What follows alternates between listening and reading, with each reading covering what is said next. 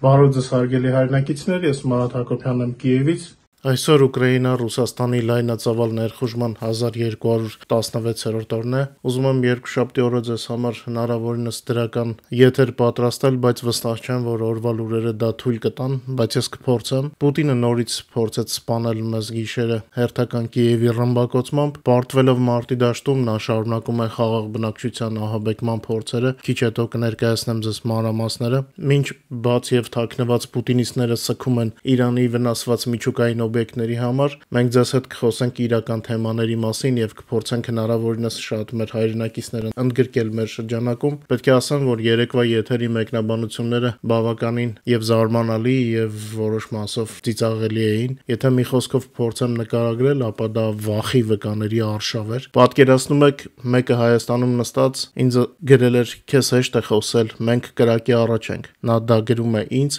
ով արդեն 4-րդ տարին է ռուսական հարվածների տակ է ապրում։ Երևում է, որ ինչ-որ ուղղորդված բան կա եւ նույնիսկ մոտավորապես պատկերացնում եմ, թե ում կողմից են ուղղորդված։ Ցավում եմ, որ ոմանց ձեռնտու է, որ հայ հասարակությունը մշտապես լինի վախի մեջ, բայց դա շատ վատ երևույթ է եւ մենք կփորձենք փոխել իրավիճակը։ Վախը այն զգացումը չէ, որ պետք է ունենան մեր հայրենակիցները Հայաստանում, բայց այդ մասին կխոսենք այլ օր, այլ առիթով։ Փառք Աստծո, լավ մեկնաբանությունները անհամեմատ ավելի շատ էին, որի համար շատ շնորհակալ եմ ձեզ, շատ եք մոտիվացնում։ Մինչ Թրամփն ու նրա պաշտպանության նախարարը հայտարարում են Իրանի միջուկային ծրագրի ամբողջական ոչնչացման մասին, կան նաև այլ տեղեկություններ, որ հարվածները եղել են, բայց դեռ վաղ է ոչնչացման մասին խոսել, պետք է ուսումնասիրել։ Թրամփը, որը իր նախագահական ժամկետից սկսած ամերիկացիների եւ դաշնակիցների համար միայն խնդիրներ ու անհաջողություններ է բերում, հատկապես կարիք ունի հաղթանակի եւ նա, ինչպես իր կրեմլյան ընկերը, կարող էր հորինել այդ հաղթանակը։ Պատահական չէ, որ նա շտապեց հարվածել Իրանին հենց այն ժամանակ, երբ Իսրայելում նրան ասել էին, որ իրենք չեն պատրաստվում 2 շաբաթ սպասել եւ պատրաստ են ինքնուրույն գործել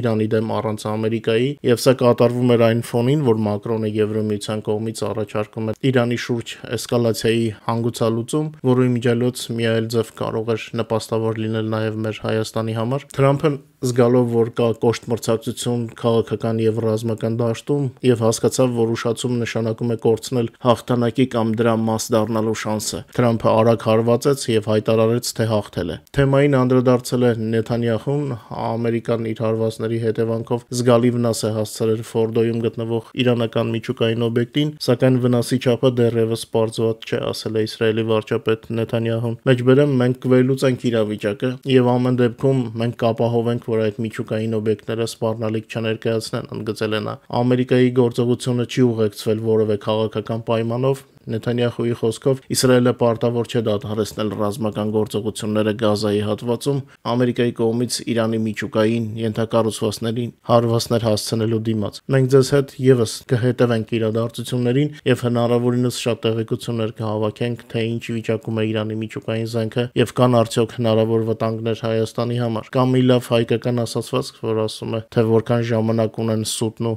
անպարկեշտությունը։ Բայց խնդիրն այն է, որ Թրամփի եւ նրա թիմի նման մանիպուլյացիաներից տուժում են սովորական մարդիկ Ուկրաինայում, Իսրայելում, Իրանում, իսկ Թրամփը շարունակում է իր PR-ը։ Պուտինը հարձակվելով Ուկրաինայի վրա չկարողացավ հաղթել, բայց առանց Ամերիկայի վրա հարձակվելու նա հաղթել է առնվազն Ամերիկայի նոր ընտիր նախագահ Թրամփին։ Ամերիկայի նոր վարչակազմի եւ այլ արևմտյան գործընկերների միջև հակասությունների թեման չի լքում եվրոպական լրատվամիջոցների էջերը։ Ամերիկան գաղտնի կերպով համաձայնեցրել է ՄԱԿ-ի բանաձևը Ռուսաստանի հետ ներխուժման տարեդարձի առթիվ, գրում է ֆրանսիական Le Monde-ը։ Այս տարվա փետրվարին Ուկրաինա Ռուսաստանի լայնածավալ ներխուժման տարեդարձի վերաբերյալ ՄԱԿ-ի բանաձևի քվեարկությամբ նախորդին Ամերիկան գաղտնի քննարկել է իր սեփական փաստաթղթի նախագիծը ռուսական կողմի հետ։ Ամերիկացի դիվանագետ Դորոթի Շիան Ֆրանսիայի եւ Մեծ Բրիտանիայի ներկայացուցիչների հետ զրույցում կոչ է արել Ուկրաինային հետ վերցնել իր նախագիծը եւ աջակցել ամերիկյանին։ Եվրոպական երկրները տեղեկացան Ամերիկա-Ռուսաստան բանակցությունների մասին եւ անցկացրեցին ճգնաժամային հանդիպում, որտեղ որոշեցին աջակցել ուկրաինական բանաձևի նախագծին եւ դեմ լինել ամերիկյանին։ Մեծ Բրիտանիան անվտանգության խորհրդում, Ֆրանսիան գլխավոր ասամբլեայում։ Վաշինգտոնը հրաժարվեց իր փաստաթղթում ներառել ֆրանսիական առաջարկությունները, այդ թվում Ուկրաինայի տարածքային ամբողջականությունը ճանաչելու մասին կետը։ Արդյունքում Ամերիկան չքվեարկեց նույնիսկ իր սեփական բանաձևի օգտին ձեռնպահ մնալով քվեարկությունից։ Washington Post-ը ավելի վաղ գրել էր նաև, որ Ամերիկան Ուկրաինայից պահանջել է ետ կանչել ռուսական ներխուժումը դատապարտող ՄԱԿ-ի բանաձևը, ամերիկացի լրագրողները հայտնում են, որ Ուկրաինայի ղեկավարությունը մերժել է Վաշինգտոնի կոչերը աջակցելու փաստաթղթի մեղմացված տարբերակին, այսինքն ամերիկյան տարբերակին։ Ամերիկյան նախագծում հղումներ չեն եղել Ուկրաինայի ինքնիշխանության եւ տարածքային ամբողջականության սկզբունքներին, որոնք պարունակվել են Ամերիկայի կողմից աջակցվող նախորդ բանաձևերում։ Ցավոք, ՄԱԿ-ում Հայաստանի ներկայացուցիչները կարողացան սայթաքել հարթ տեղում եւ կողմ քվեարկել ամերիկյան բանաձևին, փաստացի դեմ գնալով կոլեկտիվ արևմուտքին, չգիտեմ որքանով են դա արել հասկանալով, սակայն իրավիճակի անհարմարությունը ավելի է սրել այն, որ ամերիկացի դիվանագետները, տեսնելով իրենց քայլերի հետևանքները, կողմ չեն քվեարկել նույնիսկ սեփական բանաձևին։ Եվ եթե հայ դիվանագետները ինչ որ մեկին փորձում էին աջակցել, այդ քայլը անտեսվել է։ Իսկ փաստը, որ արևմուտքին դեմ են գնացել, ֆիքսվել է բոլորի կողմից ցավոք սրտի։ Կարծես թե ՆԱՏՕ-ի նոր գագաթնաժողովում նոր ինտրիգ է սպասվում, Ճապոնիայի վարչապետ Իշիբան մտադիր է չեղյալ հայտարարել իր մասնակցությունը Հաագայում կայանալիք ՆԱՏՕ-ի գագաթնաժողովին, հրաժարման պատճառը ՆԱՏՕ-ի Հնդկախաղաղօվկիանոսյան տարածաշրջանի 4 երկրների խմբի միջև հանդիպման չեղարկումն է։ Իդեպ ՆԱՏՕ-ի անդամ երկրները փոխզիջման համաձայնություն են ձեռք բերել պաշտպանական ծախսերը հասցնել ՀՆԱ-ի 5%-ի։ Միևնույն ժամանակ նախագահ Վլադիմիր Զելենսկին այսօր կայցելի Մեծ Բրիտանիա քննարկելու Ռուսաստանի վրա ճնշման ուժեղացումը։ Իսկ Եվրամիությունն ու Կանադան առանց Թրամփի,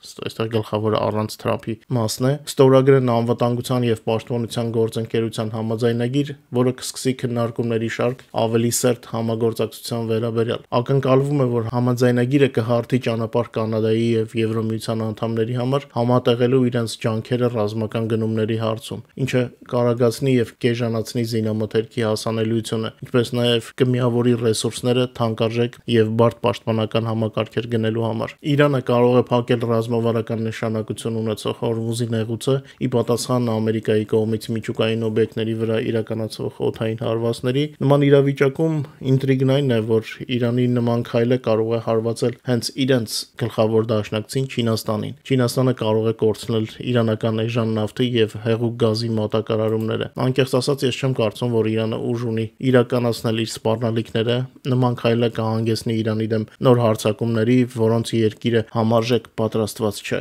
Ամենայն հավանականությամբ սրանք պարտվող կողմի սպառնալիքներ են, փորձ ավելի ուժեղ թվալու, քան Իրանը իրականում կա։ Երեկ երեկոյան Պուտինի Ռուսաստանը կատարեց եւս մեկ լայնածավալ ռազմական հանցագործություն, փորձելով սպանել խաղաղ բնակիչներին քնած ուկրաինական քաղաքներում, մասնավորապես Կիևում։ Նախագահ Զելենսկին արձագանքեց Ռուսաստանի ցինիկ հարձակմանը։ Գիշերը ագրեսոր երկիր Ռուսաստանը ցինիկ հարձակում սկսեց ռուս-իրանական շահեդներով եւ հրթիռներով Ուկրաինայի քաղաքների եւ համայնքների վրա, ասել է Զելենսկին։ Մեջբերեմ Իրանում միջուկային ծրագրի օբյեկտներին հարվածելուց հետո Մոսկվայից մեծ աղմուկ բարձրացավ։ Ռուսաստանի ղեկավարությունը ցուցադրաբար դատապարտեց հրթիռային եւ ռումբային քայլերը։ Այսօր Մոսկվան լռում է, նշել Զելենսկին։ Նա հայտնեց, որ գիշերային հարձակումից հետո միայն Կիևում վնասվել է 5 բնակելի շենք։ Այս պահի դրությամբ մայրաքաղաքում հայտնի է 6 մարդու մահվան մասին եւ 30-ից ավել տուժվածների։ Եվս մեկ մարդ մահացել է Կիևի մարզի Բիլա-ցերկվայի վրա հարվածի ժամանակ, այնտեղ շահեդը հարվածեց հիվանդանոցին։ Զելենսկին ցավակցություն է հայտնել հարազատներին։ Հրթիռակոծության ընթացքում վնասվել են 4 մարզերում գտնվող օբյեկտներ, ընդհանուր առմամբ 352 դրոն, այդ թվում 159 շահեդ եւ 16 հրթիռ։ Նախնական տվյալներով Ռուսաստանը օգտագործել է նաեւ Հյուսիսային Կորեայից ստացած բալիստիկաները, մեջբերեմ անօդաչու թռչող սարքերի եւ հրթիռների զգալի մասը խփվել է մեր երկրի պաշտպանության կողմից, բայց ոչ բոլորը, եւ Ռուսաստանին, Իրանին, Հյուսիսային Կորեային մոտ գտնվող երկրները պետք է մտածեն այն մասին, թե արդյոք կկարողանան պաշտպանել այնտեղ կյանքը, եթե մարդասպանների այս կոալիցիան մնա եւ շարունակի ահաբեկչություն տարածել, ասել է Զելենսկին։ Իդեպ երեք Ուկրաինայում բացվել է հակաօդային պաշտպանության NASAMS համակարգեր արտադրող նորվեգական ընկերության գրասենյակը։ Ուկրաինան եւ Նորվեգիան համատեղ իրականացնեն նախագծեր խափանող հրթիռների արտադրության, օդային պաշտպանության կատարելագործման եւ ծովային պաշտպանության ոլորտներում։ Սրանք այն ոլորտներն են, որոնցում նորվեգական ընկերությունը համաշխարհային առաջատար է։ Սա նաեւ բացում է նոր հնարավորություններ ուկրաինացի եւ նորվեգացի